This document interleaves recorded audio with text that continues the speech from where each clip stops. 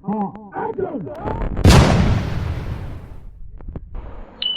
हर महादेव का हाल बा भाई लोग। आज तो हम निकल गए भाई शूटिंग पे। आप सभी को शूटिंग दिखाना चाहते हैं, बता दें कि हम आपके छोटे भाई सिंगर विकास बेदर्दी और हमारे ड्राइवर साहब हैं चल दे बहन गाड़ी लेके। ये मोबाइल हिलावा था नहीं, मज़ा आ गया। हालांकि गाना बजत रहे टाइम दबदबा था, दबदबा है, दबदबा रहेगा। हमारे यूट्यूब चाचा कॉपीराइट मार दे, यही कारण हम गाना म्यूट कर दिया। और लेके चलता नहीं, आगे ट्रैफिक आ गया बा, लगा दी चौथा गिर, गाड़ी उड़ा के डायरेक्ट शूटिंग दिखाता नहीं। वीडियो पूरा देखिए आप लोग, ठीक हो भैया।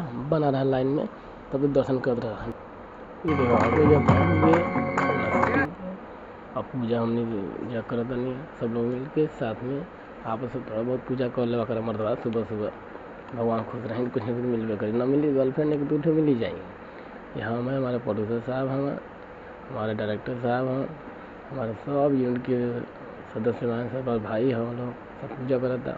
बहुत कड़ी धूप बा, लेकिन घाट में का कहल जाए, भक्ति भावना मन के हारे हार, हम मन के जीते जीत। तो पूजा कर ले, फिर आप लोग के दिखाते हैं शूटिंग वीडियो। हम देखो खूब पूजा करते हैं। और गाना है जय देव जय मंगल मूर्ति, दर्शन मदे मनोकामना पूर्ति। यूट्यूब चर्चा गाना की काफ़ी ऐड मार देते हैं, खातिर हम गाना की म्यूट कर दिया। आप लोग पूजा करना आराम से। जय देव जय मंगल मूर्ति। और देखिए सब लोग बड़ी श्रद्धा से पूजा करते हैं। और हम लोग बनारस के पावन नगरी धरती पे बनी जा। और धूप बहुत कड़ा बा, 47 डिग्री चलता। एक बाद पूजा हो के बाद हुई शूटिंग, धड़ाधड़ मार भई और धड़ाधड़ शूटिंग दिखल जाए, मज़ा आ जाए। और पूजा लग से समाप्त होला बा और सब छाता वाता पकड़ खड़ा बा। एक बाद कैमरा सेट हुई, चाचा दादा लोग सब लोग खड़ा बा हैं पीछे। अब हम भाई लोग का प्यार बा और सब आशीर्वाद दे। अब देखो नारियल फूटी और तो जाते पाना नारियल धो दो जाए। शूटिंग की तैयारी चालू हो गई बा। ये देखिए हमारा दीपक भैया अपन सेटअप करते रहे और विमल भैया इधर बुलावत ना सबके सामने से, हट जा भैया शूटिंग कैमरा आवता।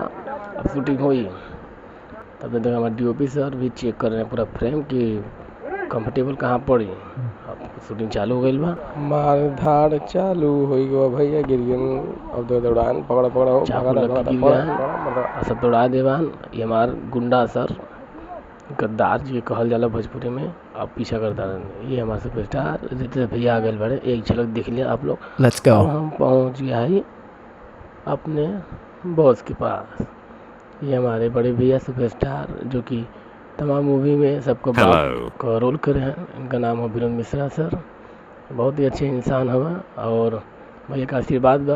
भैया कहन की जाए तो हर वीडियो भाग जाए 3 मिलियन तक तो खर्चा हो। मगर भैया खर्चा बहुत है, बस खाली गर्मी बहुत ज़्यादा बा और मेकअप ज़्यादा सर की मेकअप करता रहे। अब पीछे हमारा एलियन देखा था। ओह माय गॉड भैया हो आपस सब वीडियो बहुत प्यार दिए जा। कैसे वीडियो बनाने में बहुत मेहनत लागल बा और वीडियो को ज़्यादा से ज़्यादा शेयर किया जा। ऐसे ही मनोरंजन वाला वीडियो और बनाए, मज़ा आ जाए। कैसे गर्मी बहुत ज़्यादा बा और चैनल को लाइक सब्सक्राइब कर दिया जा ताकि नेक्स्ट वीडियो लेके आए हम।